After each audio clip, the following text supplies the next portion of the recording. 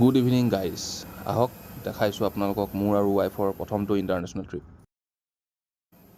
থাই এছিয়াখনত বৰ ধুনীয়া ধুনীয়া এয়াৰ হোষ্টেছ আছে আকৌ দেই। আমাৰ প্ৰথমটো ইণ্টাৰনেশ্যনেল ট্ৰিপ আছিলে, কোনো ধৰণৰ এক্সপিৰিয়েঞ্চ নাছিলে আমাৰ বাহিৰলৈ যোৱাৰ। হ'লেও আমি মানে আজিকালি আৰু গুগল জিন্দাবাদ, চবতে চাই মেলি আমি ধুনীয়াকৈ গৈ আহিলোঁ ফুৰি মেলি। তাকে আমি ওলালোঁ বেংকক পাটায়ালৈ। প্ৰথম বেংককত নামিলোঁ। বেংককত নামি আমি পাটায়ালৈ আপোনাৰ 150 কিলোমিটাৰমান হয় বেংককৰ পৰা। তালৈ গৈ আমি তাতে হোটেল চোটেল ল'লোঁ, সেইখিনি আপোনাক দেখাই আছোঁ লাহেকৈ।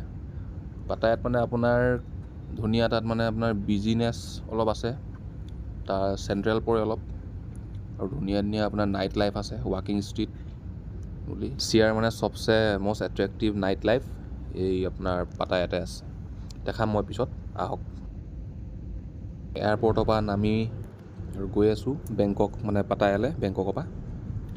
ইয়াত ৰাস্তাবোৰ চাওকচোন কিমান ধুনীয়া চফা।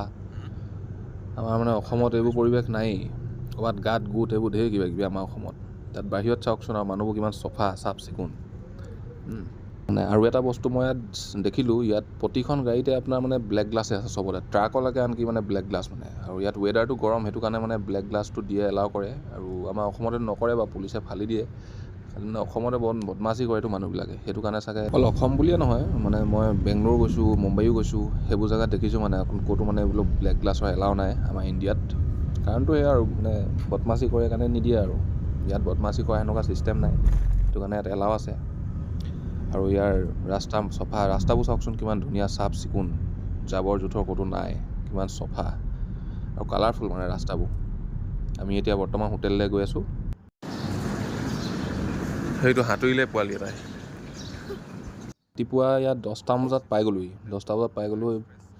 আৰু মানে আমাৰ এটা ভুল হৈ গ'ল, আমি গম নাপাওঁ ইয়াৰ হেৰিটো। আমি চেক ইন কৰিব লাগিছিলে 2টা বজাৰ পিছত, হ'লেও আমাক মানে একো নাই, দূৰৰ পৰা অহাৰ কাৰণে মানে আমি বাহিৰতে লাগেজ, মানে ভিতৰতে লাগেজবোৰ থ'লোঁ আৰু আমি ফুৰিবলৈ গুচি গ'লোঁ এনেই।